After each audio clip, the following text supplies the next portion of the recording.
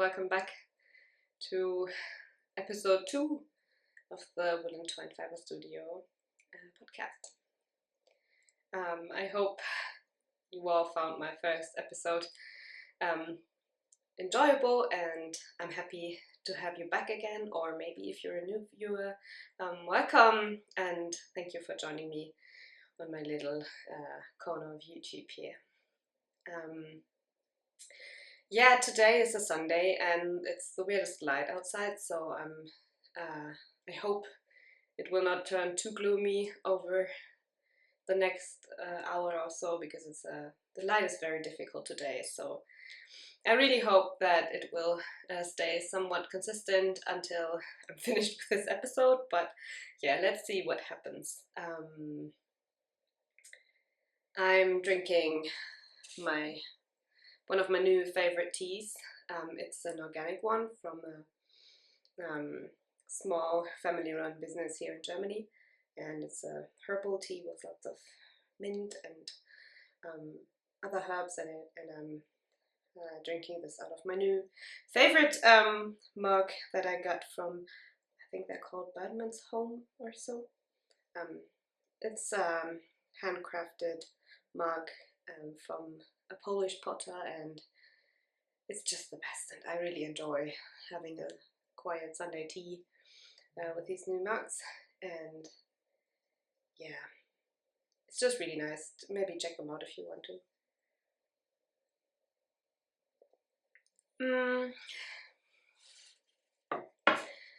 In today's episode, I will mainly share my progress on some knitting projects, some FOs and some of my whips that I'm working on at the moment, and then I will share a little bit more about what's going on in the shop at the moment, or behind the scenes more or less, and what I'm up to, what I'm planning to do in the next couple of weeks, and also what the challenges are right now. So yeah, it's going to be a little bit more of a life update in the last part of the podcast, so if you don't really want to know about that, just skip that. And yeah, let's see what this episode will bring.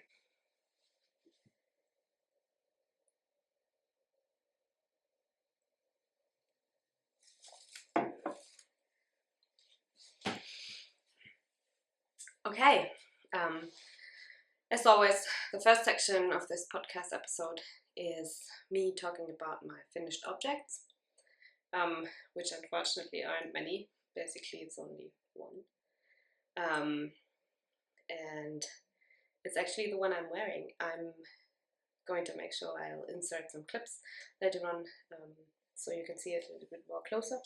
But this is the cardigan I was mentioning in my last episode already. It's knit out of Fibertales, Gotland Yarn, and yeah, last time I think I was almost finished. I only had the button band left, and I finished it and blocked it, and it's the coziest thing I've ever worn, honestly. I'm so happy, and ever since I've finished it, I've been wearing it constantly, at least on the colder days, because we're having a little bit of a mixed weather here right now. It can be really warm, and then on the next day it's like -degrees in the morning again, so it's a bit confusing. But on most of the cold days, I've been wearing this, and it's the warmest and coziest thing. And yeah, I've pretty much made up the pattern myself, because I've been wanting to replicate a certain cardigan that I used to own. It has turned out quite similar. It's a really oversized one, maybe a bit more oversized than the original that I was using as a template, but that's just the best, because what I really like about this is that I will be able to wear this outside without anything over it, so I don't need an additional coat or something. So if I'm just going out for a quick walk or to run some errands, I can only wrap a scarf or shawl around my neck and then I'm going to be warm enough. So it's kind of a hybrid between a cardigan and a coat, and I can wear it basically as an outer layer as well. And that's actually what I wanted to have. So I'm very happy that this is finished now. And I've also, I think I mentioned them in the last podcast episode already, I've put some really nice wooden buttons on the cardigan, and I'll make sure to insert close-ups of this as well. And yeah, I think the color suits that charcoaly grey of the cardigan really well, and yeah, I'm actually really happy that this is finished now. But of course, the button band took me quite a while because it's a really long cardigan. I think it hits me slightly like in the middle of my thighs somehow, so it's a really long one, and it's folded, so it took quite a while. And yeah, so I've been knitting on this to finish it for quite a while, and now I didn't have a lot of time for other whips apart from this one. So yeah, that's the only finished object I have to share today, but yeah, I'm very happy with it, and I can only recommend the yarn. I think there might be another collection coming rather soon. I think Laine is preparing another batch of her Gotland yarn. I'm pretty sure it's not the same that I've used, but it will be similar, and I can only recommend you trying out this kind of new to me fiber and giving Gotland yarn a go, because it's the warmest and sturdiest and most wonderful yarn ever. So yeah, onto my whips and what's on my needles. The first project I want to share with you is a sweater pattern or sweater project that I'm working on, and this one was a very not very typical way I usually do things. Like, I usually plan ahead quite a bit, and I dedicate yarn to a certain project, and I buy the yarn for the project, and then I start knitting on it. But this time it was more of a impromptu cast on, because I had this wonderful yarn in my stash that I've been wanting to use for quite a while. And this is the Brusca yarn by Rosa Pomar, and it's very lovely. It's a natural non-superwash yarn from local or native breeds from Portugal. I think it's from, yeah, it's Saloia and Portuguese Merino, and it's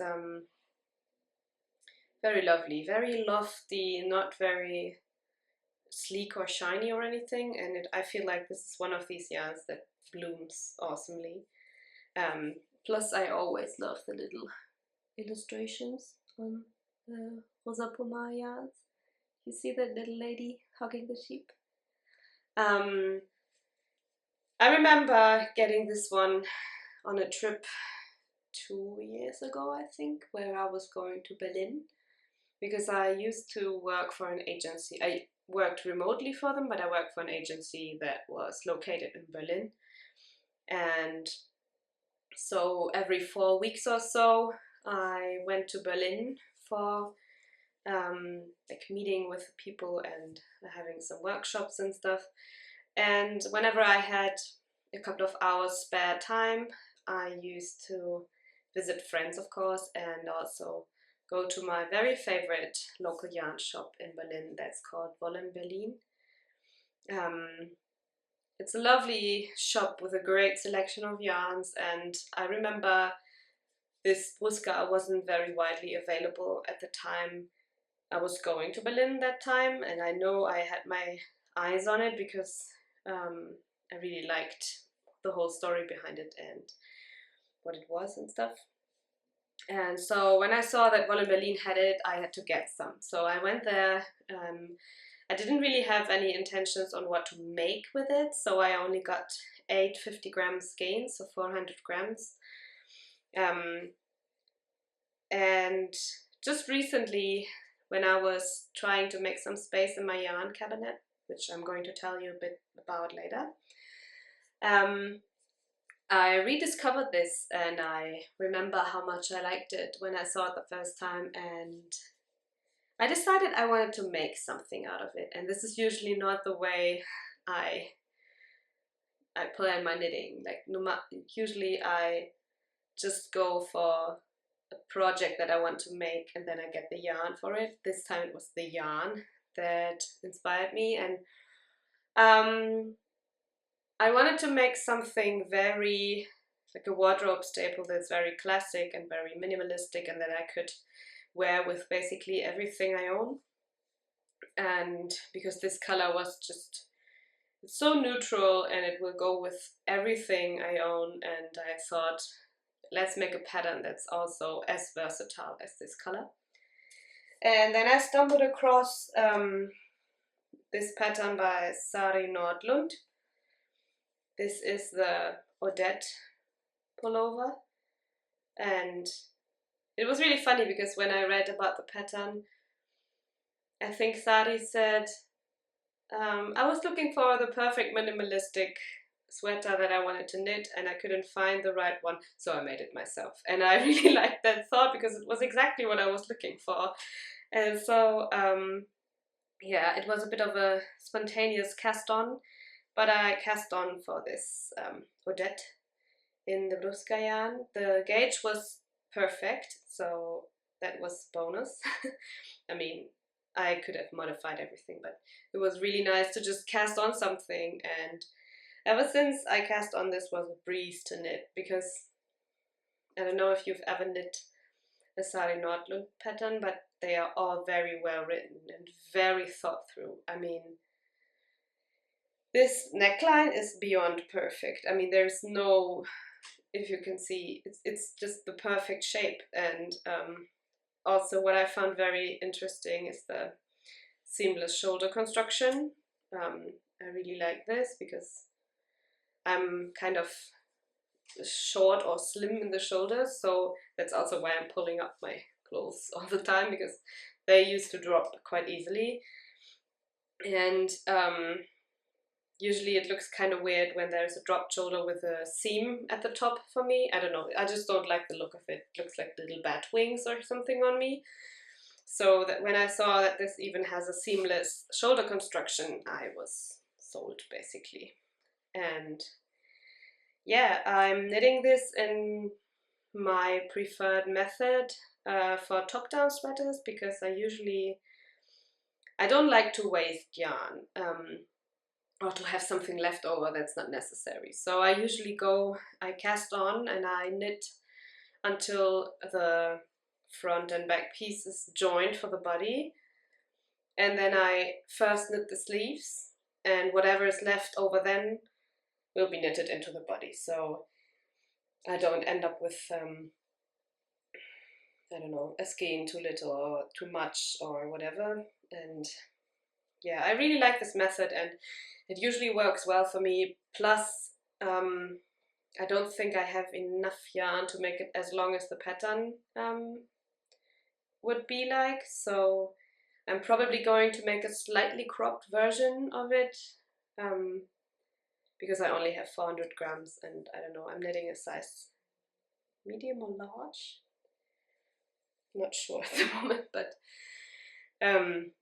yeah, that calls for a tiny little bit more yarn. So I think I'm going to make it a bit shorter, but that's alright because I'm quite short anyway, and I want to wear it over a dress. So yeah, I think I chose size large because I wanted it to be a bit more boxy so I could wear it over A-line shaped dresses as well as slimmer ones. And so yeah, this is what I'm working on at the moment. It's an absolute breeze to knit, and it's one of those patterns that's just so clear to read, and I don't know, it's a lot of fun to make, and I hope I can show you a little bit more of this next time. yeah, but that's whip number 1. So the second whip I want to show you today is actually another sweater, which is very unusual for me as well. I usually like to switch between sweaters and smaller projects just so I could also have one on the go, but honestly, who actually is on the go at the moment very much, so yeah, I cast on for another sweater, and this project actually has been on my mind ever since last summer when I visited Lerke of Fibertales, because I remember her showing me and my boyfriend a pattern that I think was still in the making at that time. But it was a sweater, and I remember my boyfriend being like, oh, I need one of those, and he was really in love with the pattern, and he's a bit fussy with sweater patterns because he's very minimalistic in the way he dresses and everything. He also cannot see all the colors of the spectrum, so he's usually going for very natural colors, or like a grayish, bluish, dark colors, and very minimalistic fits. So when I saw him saying something so positive about a sweater pattern that was hand knitted, I was like, okay, maybe this is something I should make for you. And yeah, the only thing that I was a bit afraid of is because he has quite broad shoulders, I didn't really want to use a yarn that would be too stiff or too woolly, but I wanted something a bit more flowy, so it wouldn't look like an armor or something for him. And yeah, last time I showed you what I got in the Nutiden yarn, and this is actually what I'm knitting this one in. This is my Bregne sweater by Fibertales, knit in Nutiden yarn. You can see a Fibertales theme going on here, right? Not intentional, but she's doing great things, so. Yeah, this is the Bregne sweater. I think Bregne means fern in English, Danish, whatever. And yeah, it's basically the herringbone section at the top that is the clue about this pattern, and it's really lovely. I mean, this pattern and yarn I think is a match made in heaven, because I was really afraid the herringbone section would become too thick and too stiff, but with the Nutiden that's very soft and also very airy and has all the characteristics of a nice unspun yarn. It became a really nice fabric. I mean, it's still thick and it's still very squishy, but it's not as like how I was afraid it would maybe be like stiff or anything. And yeah, I'm really happy. I had a little bit of a struggle with the herringbone section, to be very honest. I just couldn't really get my head around it, and not my head, but I couldn't really get into a rhythm with this stitch. And even though it's not very hard to do, I don't know, it felt very hard on my hands, and I didn't really enjoy it too much. But one day I had a little bit of a bad day, and I was skipping all the admin work I was supposed to do.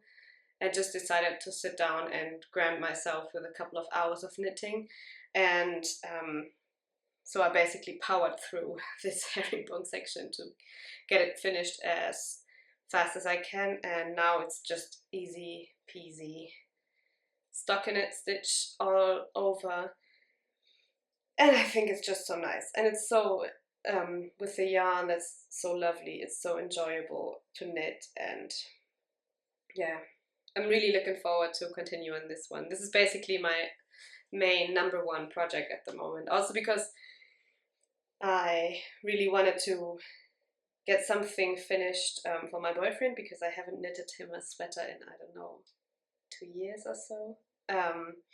But also because it's really enjoyable, the combination of the yarn and the pattern. I modified it a little bit because the original pattern is intended to have a dropped shoulder with the herringbone stitch. And I wasn't too sure if that would fit his silhouette so well. Also, I had a couple of problems with my gauge, and I didn't seem to really get the wideness I was supposed to be, even though I was swatching and my gauge was spot on, even with the herringbone stitch and the stockinette stitch. But yeah, despite the gauge being spot on, I struggled to get the top part really fitting. And so I decided to make it less of a dropped shoulder, but more of like a fitted shoulder, looking like a satin sleeve or something. And so I just decided to make it a little bit less wide and less dropped. Also because the last sweater I knitted for my boyfriend was pretty oversized, and he still loves that one, but I feel like he could really use something that's a bit more fitted, I guess. So yeah, it has a rolled neckline, which I always really like, because I don't know, I just like the look of it. And yeah, from now on it's only stockinette stitch until the end of the body, and then I will pick up for the sleeves and yeah, finish this hopefully very soon, so I can show you next time. About the colorway that I'm using, I think I showed this last time, but this is the Midvinter colorway in Nutiden yarn, and it's the perfect grey. It's not silvery or this kind of coolish slate grey, but more of a warm undertoned grey. It even has a very slight pinkish tinge to it, I think, if I look at it very closely, but not really noticeable. It's not a pink, it's still a grey and a neutral, but it has this warm undertone, which I really like for him to wear, because he's a natural dark blonde, and I think it looks nice with these kind of warmish greys.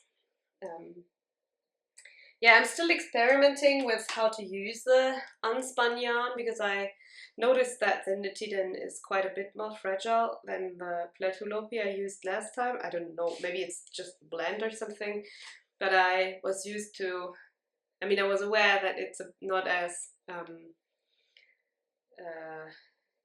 yeah, that is a bit more fragile than spun yarn, but I still had to adapt to it a little bit. I mean, I've been trying to knit it from the cake, and I took the outside strand of the cake and I was trying to knit from that, but somehow I ended up squishing the cakes together, and then the yarn or the strand ripped actually. So now I started to pre-wind them into little balls like these, because I'm using the Nutiden in double-stranded for this project. Yeah, and so I tried to pre-wind it this time, and I think this works better for me, just because I don't have to handle two cakes, and I have one thing to pull from, and I can make sure this one lays on my lap, and I can pull from it carefully and not be like ripping it.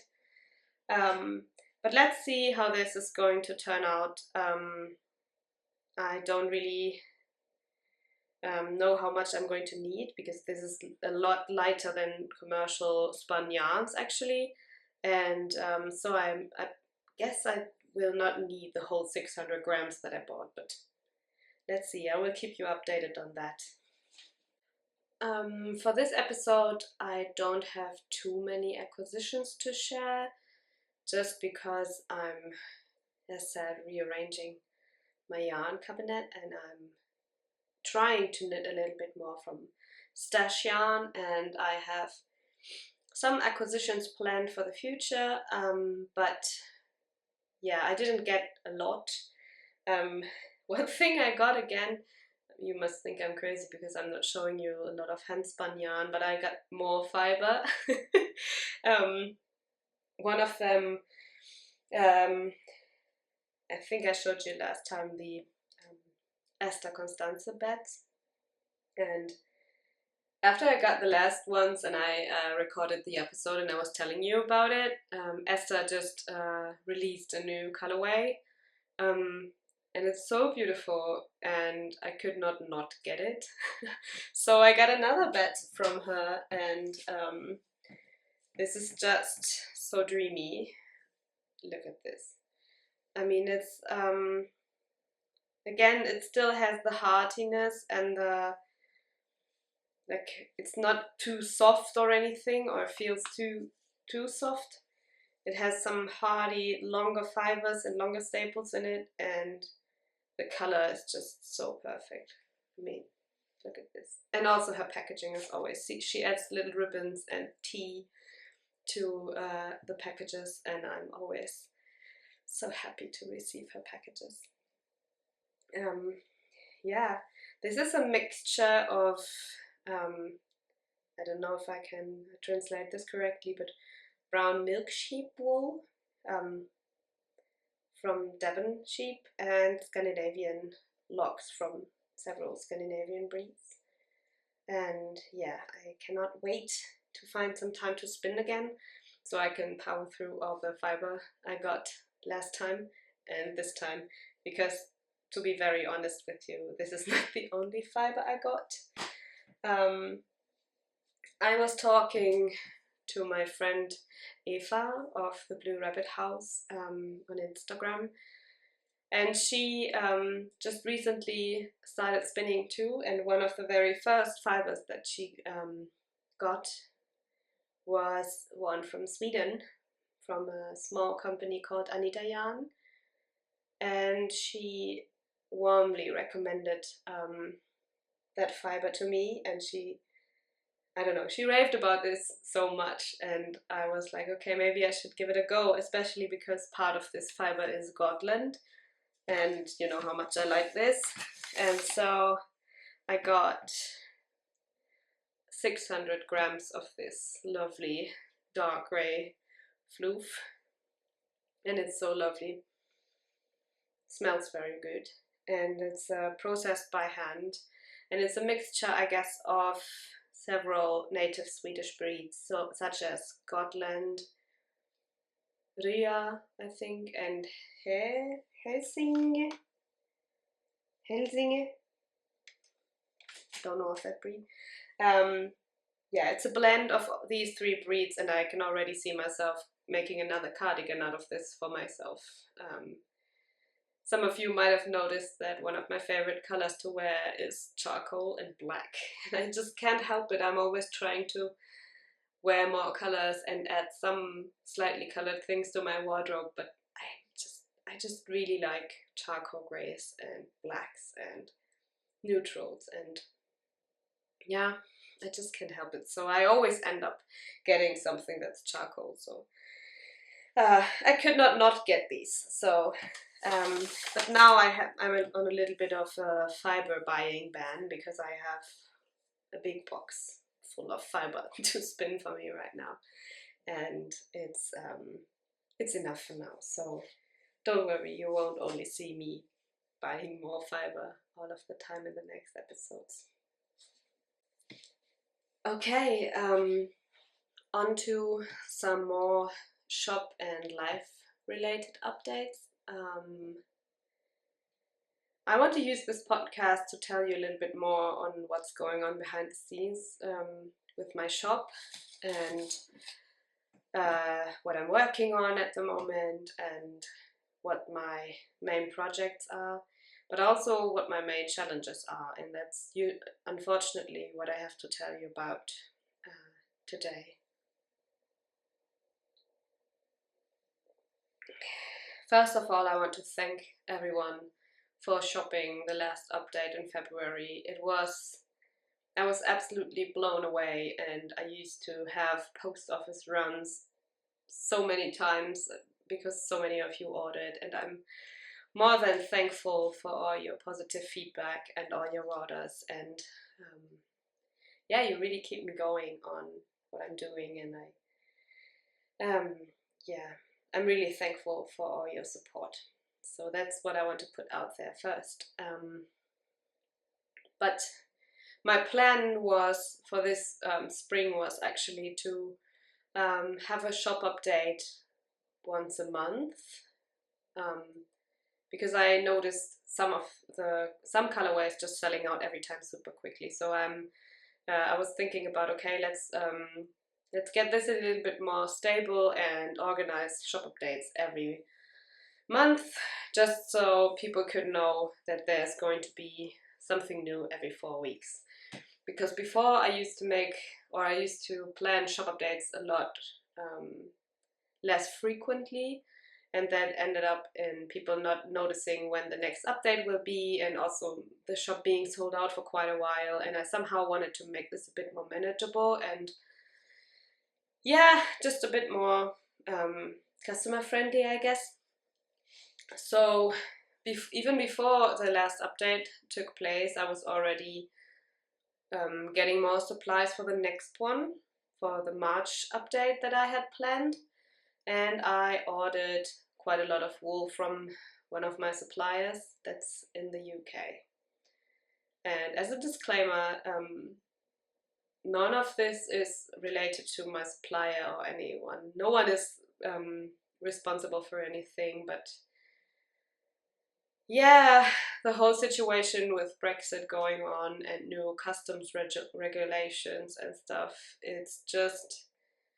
it's a bit difficult, and I couldn't get my hands on the yarn until now. I mean, it's still not here, and I've ordered it 4 weeks ago. So this really put me back, and I couldn't, because for the last 3 weeks, I had dye schedules planned and stock planned for the March update, and yeah, podcast episodes planned for announcing the colorways and stuff. And now I'm basically without dyeing for almost 3 weeks. And that really, really bums me, because I had so many things planned, and I was in a really good flow with how the shop updates went, and it felt really nice. And yeah, now I'm stuck with no yarn. And not no yarn, but the yarn that's really popular and has been sold out for so much time was the Corriedale sock base and the BFM Massam. And I just can't get my hands on that. And it's really frustrating right now, because I really wanted to get a nice update ready for March, but I'm pretty sure I won't really be able to. Right now I'm working on alternatives, so I could maybe stock up on rustic merino worsted that's almost sold out, and I could stock up on some other things, but yeah, basically the main thing, like me dyeing yarn, which I usually do quite ahead of my shop updates, is not possible right now. And also because I don't know how much the customs will be, I'm not able to price everything. Also for further collaborations, this is a problem. And yeah, the last couple of weeks were kind of just working with it and trying to do other things, not to waste my time, because I don't know if you all know, but I do still have another day job. I'm not only working full-time for woollentwine, so I usually have to plan my weeks very well, just so I can use the time when I'm not at my day job for dyeing. And yeah, despite being very well prepared and despite everything being very organized, there will probably be, if there will be a March update, it will be very small. And I want to apologize for this, even though I know it's not my fault, but yeah, I know some of you have been waiting for quite some things, so yeah, it still bums me a bit. So yeah, now I need to try and work around some new ways to do this, and yeah, I don't want to discontinue these bases because they are still they are so dear to my heart, and I really like the quality of them, and I know you guys like them very much. So I will try to find a way and work around it, but I will let you know in the podcast what will happen in the future. Yeah, but yeah, due to all these kind of changes, there were a couple of other things related to my day job that stressed me quite a bit. I needed some change, and I needed something new, I felt. And so I just recently started a new project. So yeah, what I did to find my balance a bit more and feel productive again was tidying my yarn stash and organizing my yarn stash, and that felt really nice because I love planning, and I love to know ahead what I'm doing, and so I just try to get an overview of what yarn I'm owning and what I want to make in the future, and made a little bit of a plan and dedicate some yarns to new knitting projects. And yeah, I really hope that you will like what I will share about them in the next episodes. But for me, it was definitely a big relief of this whole situation where I felt like I have no control over things. I just wanted to tidy something. I don't know if you know that feeling, but sometimes it's just like, yeah, if there's something that's out of control, I need to have something else, even if it's just a small thing that's in control for myself. Yeah, and so I tidied my yarn stash. I will insert some pictures or clips in this video, and yeah, it felt really nice. I'm pretty happy with the selection of yarns I have. I'm thinking about having a little bit of a de-stash on Instagram or so. Not that I don't like some things, it's just that I realized that I bought something that maybe is not really my color. I'm trying sometimes to get out of my comfort zone and try new colors, but there are some colors in my stash where I'm pretty sure I won't use them in the future. So I might post them on Instagram or so, I don't know yet. But yeah, that felt really good, and I am pretty happy with my selection of yarns I have right now. And I will keep you updated on my knitting plans in the next episode, I guess.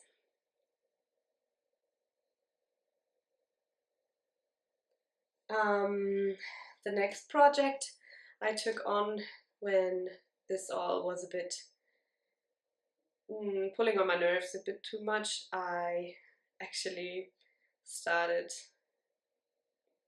planting things, which is very hilarious for me because I used to be the worst at keeping plants alive. Like, even cacti and succulents died in my home, and I wouldn't say I'm necessarily a plant person. But for this year, I mean, I'm basically dreaming of owning a house with a garden and growing my own vegetables and growing my own food. And so for this year, I thought, why not sow some plants that I could plant on my balcony and that I could use for like spices for cooking or herbs for cooking. And I planted some flowers that I could use in tea. And in other things like soap making or so, and it's giving me so much joy right now, and actually so many little green things have sprouted already, and I've been trying to educate myself on this kind of gardening, if you can say that. It's only making plants for a balcony, but it's kind of gardening. And I tried to educate myself a lot more on this because I just didn't know things. And now I'm pretty happy with myself so far, and yeah, I will make sure I will insert some clips in this week's intro, and you might laugh at me, but for me it's a big achievement, and I haven't been able to grow anything basically ever. And so this is a small start to maybe a completely new hobby that I might be taking on whenever we will be able to move out of the city and have our own garden. And yeah, my goal is to one day have like a dye plant garden where I could harvest flowers and meadow roots and maybe indigo for some dyeing one day, and then I could make a lot of nice collections with dye plants from my own garden. This would be my ultimate dream. But for now it's basically testing, seeing what works, learning new rules, learning about what plants need what. I mean, I try to be quite particular about what plants to sow, because I know we are not having sun all day round on this balcony, and so I was trying to have plants that are pretty much like easygoing ones and ones that are also growing here, like in these in this kind of weather conditions. Yeah, but so far this has been very successful, and it has really lifted my mood in the last couple of weeks when I felt so helpless. Sounds a bit dramatic, but out of control, basically out of control over things. And so yeah, this made me really happy, and I hope I can show you some of my plants next time, maybe when I'm recording something. Speaking of my little stash organization, I would like to share some of the plans I have made so far with yarns I have here. And I'm always happy to hear your opinions, like if you've knitted the patterns I'm mentioning, if you've liked them, if you know the yarns that I'm mentioning. I always like a little bit of a discussion in the comments if you like. Yeah, and I'm always happy for some feedback. Yeah, so the first plan that has been in my mind for quite a while is making this beauty by Moel yarn or turning this one into an Oyster cardigan by Jonna, I think she's called. Yeah, this is the Welsh Mule light.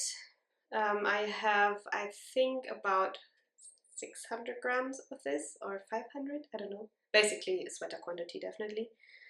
And it's, I don't know if you can see it in this light, because the light is changing all the time. But this is basically a minty grey green. And I really love this. And the original pattern calls for some mohair to pair with it, and I don't usually use mohair because I'm not a fan of the industry and how most parts of the mohair is gathered.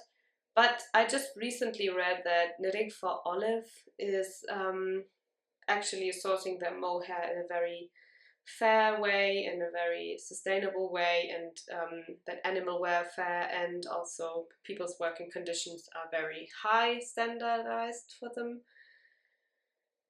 And so I'm thinking about, because I feel like the pattern, the stitch pattern that the Istava cardigan is made in would be very crisp if I don't add anything fluffy to it.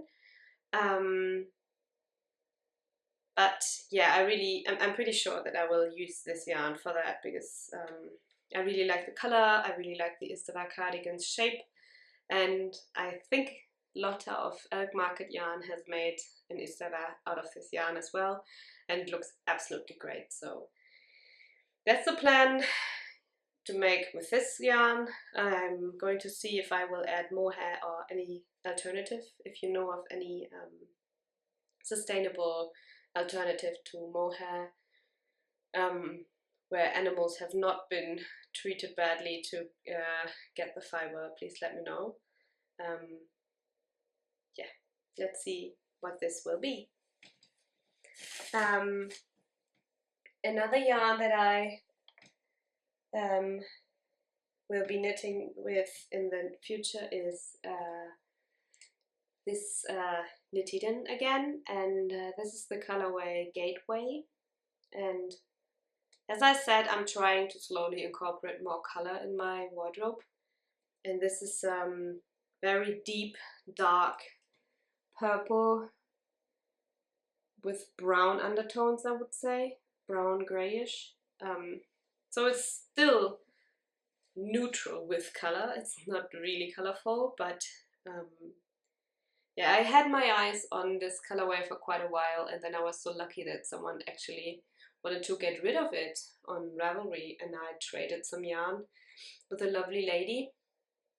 And yeah, now I have a sweater quantity of this yarn, and yeah, will probably be one of my next cast-ons. I'm planning to make a very large cardigan again, like a bit like this one, but maybe not as oversized. And I'm planning on making the pattern up myself again. I know it's a risk to make up a pattern or design with Nutiden because it's difficult to rip back as far as I heard, but I just need to plan well, and if I plan well, it might work in the end. So then there was one yarn that I actually rediscovered, like the Brusca I showed you before, and that I'm really happy that I have it, but I have no clue what to make with it. It's one of Emma of Woolly Mammoth Fiber Company's limited edition yarns. I think it's the second or third one she made. It's 90% Shetland and 10% mule wool from Cumbria in England, and it's the colorway Oyster. That's basically a grey with a slight purplish tinge, I would say. And this yarn feels like it could be perfect for a shawl, like the right amount of rusticness, but it's not rusticness, I mean, but it's not too rustic to wear it around my neck. And so I'm envisioning a shawl in this one, but I just don't know what pattern I could use, you know. I feel like I really like shawls knitted at a more loose or open gauge, and so I don't usually go for these very woolly yarns to use for a shawl, just because I feel like they get too, yeah, not stiff, but the fabric gets too full and is not as drapey anymore. So yeah, I'm thinking about knitting this quite off gauge. I mean, it's a 350 meters per 100 grams, so between the spot and the fingering. And I think I would knit this on 4 to 4.5 millimeter needles at least, just to get it a little bit more flowy. But I have, as I said, I have no clue on what to make, and I'm looking for like a lightly textured shawl that's maybe crescent shaped, something very wearable, definitely. And I have this in only one color, so I have this, and I think I have 3 or 4 skeins of it, so quite a lot. So it could be a big shawl as well. Maybe I should try myself a design or something. But yeah, if you have any suggestions on what I could make with this, let me know, because I know it has been in my stash for a little bit, and it's only because I just don't know what project would be perfect for this. So yeah, please let me know, and yeah, I'm looking forward for your suggestions. Okay, so this brings me to the end of this episode. I hope it wasn't too rambly. I'm sorry I don't have too many projects to show. It's basically because I've been drowning in admin work, and due to the fact that I didn't feel so productive because I couldn't dye, I don't know, I tend to not grant myself to a lot of knitting time then. I don't know. And it's probably not the best behavior, but it's just how I feel. And yeah, next time I hope I will be having some more to show and some more progress on my works in progress. And yeah, let me know what you think about the yarns that I showed you and about my pattern ideas. And yeah, I will keep you updated on what will be happening and if there will be a shop update and when and what on Instagram. So maybe keep an eye on my stories and my posts, because I don't know if I will be able to record another episode before I will drop a little bit of a spontaneous shop update, but I will definitely post about it lots on Instagram. So that's definitely the place where you should find all the info. And yeah, actually I would love to know, do you use or do you read newsletters? Because I'm always thinking I should maybe like make a newsletter and send that one monthly or bi-weekly or anything, just to inform you about shop updates and what will be in the shop updates. But I never know if people actually read them. I feel there are mixed feelings about newsletters.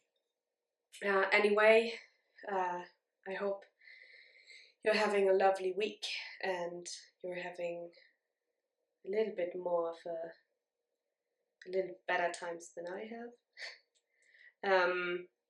And I'm looking forward to starting to the new week with new power. And yeah, I will let you know what I'm up to in the next episode. And thank you so much for watching.